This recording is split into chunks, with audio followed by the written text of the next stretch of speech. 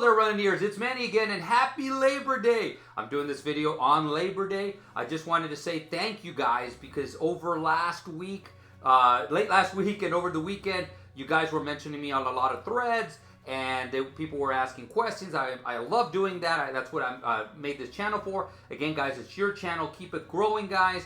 But without further ado, I got a couple pieces of news, indirect news, but it could affect us. And a topic that I've been working on for a while now. So I'm excited to get this out, guys. So without further ado, let's get straight to the news. So the first bit of news, like I said, it's very minor, but starting next week, we will be able to start making reservations if you are doing the Disneyland half marathon weekend. So starting next week, we should be able to start making the reservations. Now, I'm unclear because there is going to be a time where it doesn't look like reservations are going to be needed. So I don't 100% know, but I will know by next Monday because that's when this is my first day that I can make my reservations. I'm going to be doing the coast to coast, and I'm going to be flying there directly and trying to do Disney World in the morning, Disneyland at night. So I'm going to record that, so that's going to be fun.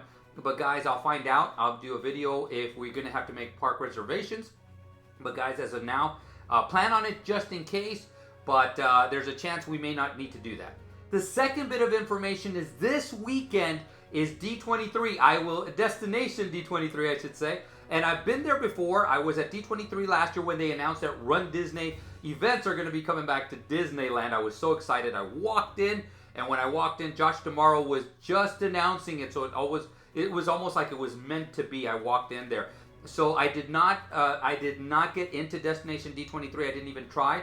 But I'm going to be going this weekend, so I'm going to try to go over there and try to find out what I can.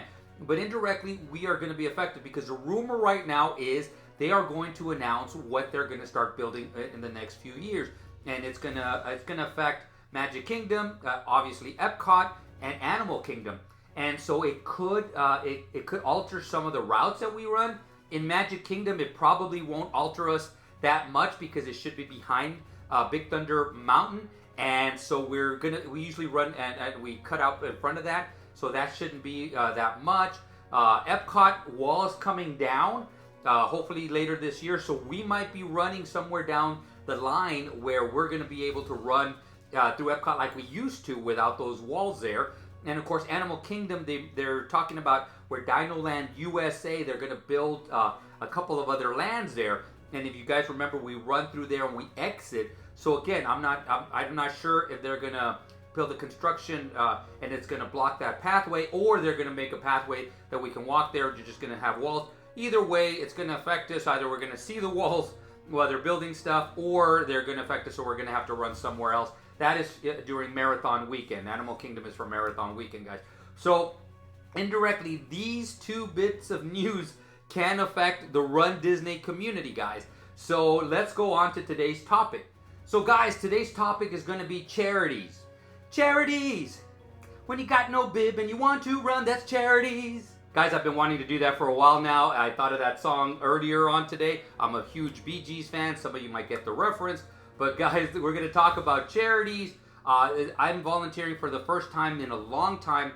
So whenever I do these kind of videos, I want to give you guys the information from experience. So this is going to be first-hand experience. This is going to be things that are factual. So guys, so I'm going to go over everything that I've learned. Guys, there's going to be a lot more questions that are probably going to be asked. Ask them down below. But guys, this is the general information, the general outline of how charities work. Why, how, where, what, that kind of stuff. So let's start off with why.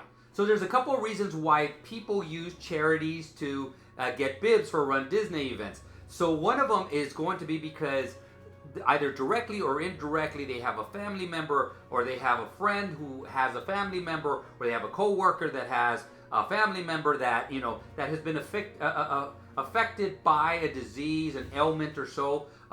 So they decide, hey, I want to give something back to the community. I want to help out as much as I can. This is a great way. And by the way, I get to run at Disney, so it's a lot more fun. So that's one of the reasons that people will look for charity bibs to run at a Run Disney event. The second reason is a little bit less involved. So what happens is that you may not be directly or indirectly affected by the disease, but you want to run Disney, and so a lot of people will contact Disney, the charities for Run Disney bibs. They'll have some available, so they decide to do it. But it's for a good cause. You raise some money for some some people that are in need, and so that's the second reason why you do it, just to get a bib. And so, but I'll go over what my thoughts are when it comes to going that route later on in this video. So how do you go about getting a bib? So on the Run Disney pages, each event is going to have a charity. So if you look at that, that's going to give you an idea which charity is going to be the main charity for that Run Disney event. So we have our usuals, which is Second Harvest, Make-A-Wish, the Leukemia and Lymphoma Society, and the Starlight Children's Foundation. Now guys, there's many more, so that's not the only ones that do it. So you're going to have to go to Run Disney and ask them. Not all, when you get a list, not all of them will be involved in every single Run Disney run. You're going to have to reach out to them and ask them if they have a charity bib available. If they do, they're going to answer you and let you know that it's available. The other thing that they can do is say, we do not have one available right now. We can put you on a waiting list. Would you like to do that? And so you can say, yes, I'd like to be put on a waiting list. A waiting list does not mean you're going to get a bib. You can get one, and it might even be up to about a week or so before the run, or you can just not get one at all. So guys, be aware of that. That's the thing those are the things that happen when you get put on a waiting list. So now guys, let's say that you do get a bib. So you have contacted the charity of your choice. The charity says, yes, we have a 5K bib. Now they're going to send you the terms. So you're going to sign up. This is my take. I always ask for them to contact me directly. So they call me and I talk to them because I want to get everything clear. I go over everything with them, the terms. So there's different terms and every charity is going to be different, guys. So that's why when you hear, well, I only have to raise this much, or wow, you raised a lot less than I did. Okay, and it's a lot of different terms. So let's start going over some of the usual terms. So number one of the things you're going to have to do is you're going to have to pay for your bib. So that is going to be something that you pay usually up front for the bib. So you pay for that bib. So the next thing is going to be the terms of how much you're going to have to raise. And again, this could be different. One charity might include the bib price in the amount raised. Let's just say $500. So $500 is what you got to raise, but they include the bib price. Another charity might say $500, but you still have to buy the bib, which for 5K, if I remember off the top of my head, $110 or something like that. So you're gonna have to pay $110, then raise the $500. So again, there's different ones. So guys, get these terms. So again, so it's gonna give you an idea of how much you're gonna have to raise. What's included in this $500? A lot of people will say, well, let's say the run is included, or let's say it's not included. There is charities in the past. I don't know how many of them do it now. I don't believe a lot of them do it, but they're gonna they can offer you a hotel room. So that happened a long time ago. I haven't heard of anything yet, but the charity that I went through, they actually offered hotel rooms at discounted rates, and the rates were not bad at all. They were really, really good. They just didn't fall into the time frame that I wanted to stay there, so that was the only reason that I did not take them. But the rates are not that bad when it comes down to those. Most charities will get a block of hotel rooms. You got to contact Disney themselves. You pay for that. You call them up. You pay for that. But again, it's usually not in the price of the fundraising. But guys, there's things that they can have in the fundraising, such as like shirts, a training program. I've been invited to get together with them for a meal the night before the run, so I'm going to be invited to that. But again, there's little things that they can add. So guys, always ask what are the extras, so that way. And again, remember, you're promoting a charity, so if they give you a shirt or they give you a band, they give you something, promote the charity, because that's what you're there for, and of course to Run Disney. Okay, guys, another part of the terms is there's going to be cutoff dates. So there might be more than one cutoff date. So a lot of charities will have, you're going to have to be at 50% by this time, and then 100% by this time, 2 or 3 weeks before the run, a month before the run, whatever it is. So guys, remember those dates, remember those terms, because if all of a sudden, and I started hearing where people said, "Oh man, I lost my spot," there's a chance that they looked at you and said, "Hey, you're not at 50%," so they might drop you. And so those are the terms. Again, it might not be that they might not drop you, but they might just charge your credit card for that half. And so all of a sudden you're going to have this fee on there, and you're going to be going like, "What's this fee?" And well, again, the terms were you were supposed to be at 50% by this date, 100% by this date, and that's usually what they do. They go out and they get the money somehow or another, but there's usually cutoff dates. So that's another part of the terms that you're going to have to look at your charity, because every charity is different. So another term is usually they charge you, or they charge me for the run right off the back. I did not get the registration part of that until a couple months later. It was a few months after that, 2 or 3 months later, and some of my understanding it might even be later, because they release those bibs to the charities not when you start, but it's going to be a little bit later. So it took them a while. So guys, if all of a sudden you get there and you register for a charity, you go like, "Where's my registration form?" No, they usually take a few months to send that out to you. I would communicate with the charity themselves, whoever your contact of information is. My contact is really good at emailing me back, calling me back, and letting me know. So it took a while, but I was able to get the registration link. Again, registration link might also depend on if you're reaching your goals. So again, there's a lot of stuff that's tied in together, guys. So make sure that you get the terms from your charity so you know exactly what's going on, and then keep in communication so that way you can register for your particular run. And guys, I'm gonna basically say this again. If you do not reach your goals, again, you got to look at your terms. So again, the cutoff dates that you have, there's usually 1 or 2. If you don't reach them, don't be surprised if either 1, they drop you, or number 2, they charge out the amount that's supposed to be there at that time. So guys, be aware of that. So that way you guys don't scream and yell at everybody going like, what the heck happened? They charged my credit card. Yes, because you agreed to those terms. But I think I kind of talked about that earlier. It's worth repeating, because that way people do not get the surprise, and then we're all on social media going, "This is what happened, the charity did this to me," and stuff. And again, if you read the terms, you would have known that that's what was going to happen. So guys, also some charities will have booths or tents out at the expo or during the event itself, during the runDisney event. So that morning of, after the run and stuff. So guys, that's another place where you can go. They usually have some kind of hydration. You can drop stuff off there. So again, ask them if you can drop the stuff off there. I would think that they would take some of the stuff, not everything.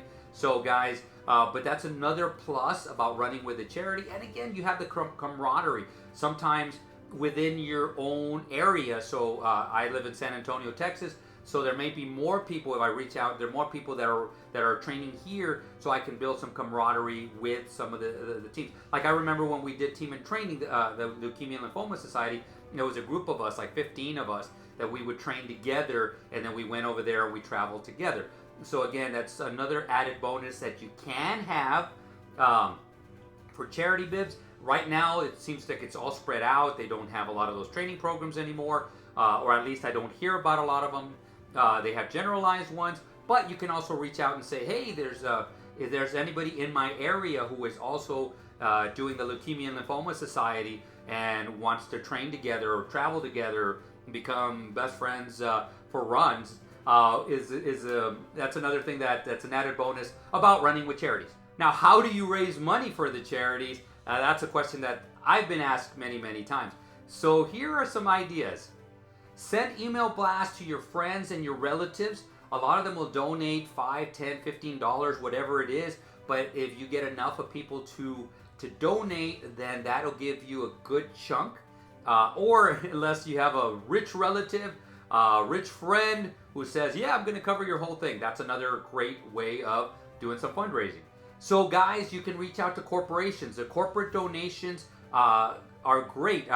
Corporations look to donate because it's a tax write-off for them. So guys, if you have any corporations around the area, Walmart is one that sometimes will help out. They've gotten a lot stricter over the years, but you can contact them. A lot of times your charity has to send them send a letter, then you can get together with Walmart and you can do some kind of fundraising with them, or they will actually sometimes will even again give you a check. So it depends on that, but corporations are a good route to take. So guys, another way is basically yard sales or virtual yard sales. So you have stuff at your house that you don't need anymore, you can put it on eBay. The greatest thing is nowadays we have that the marketplace, and there's a lot of runDisney marketplaces.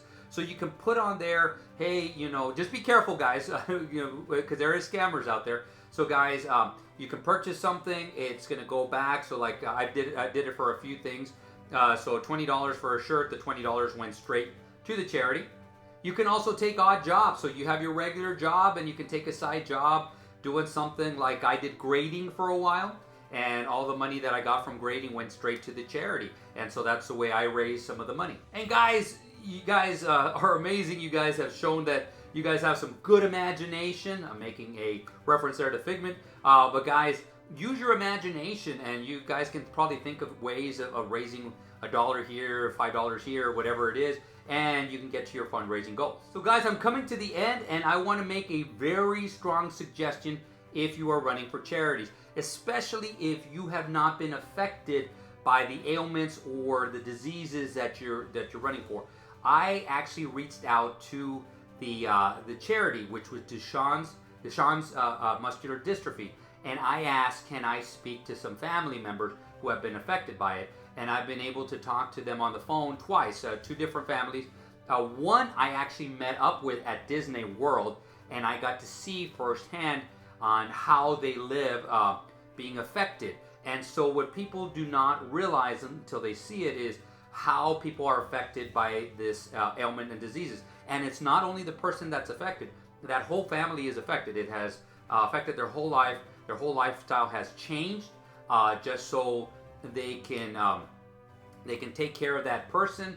And so it's a lot different, guys. And it was really, really a humbling experience. It was a great experience. I just loved it so much.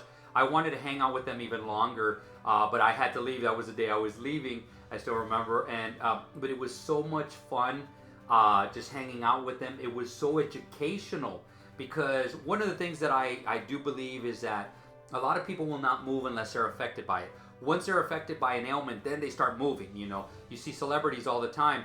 They'll say, oh yeah, do this, and all of a sudden they're affected by it, and all of a sudden they say, all right, we need to wake up and start doing this. Guys, just do it. I wasn't affected by this ailment, Duchenne's muscular dystrophy, individually. Myself, I was not affected by it directly or indirectly, but it gave me a wake-up call, and I am still in contact with these people. I still love talking to them. I still love interacting with them on the most part online, and I will get to see them again in January. Guys, so if you haven't noticed, I have this passion for this. Guys, when you volunteer, go out there and try to really, what I should say is, when you become a fundraiser for these charities, Bibs, go out and volunteer. Go out and get to know these people, because it's a lot different. It's an eye-opening experience, guys. I can talk about it for a long time. I wanted to do this a two-parter, but what I want to do is, if one of the families eventually says okay, I will record my day with them whenever I'm with them. And I think it's going to be great. It's going to be fantastic. It's going to be something that really hopefully affects everybody in a positive way.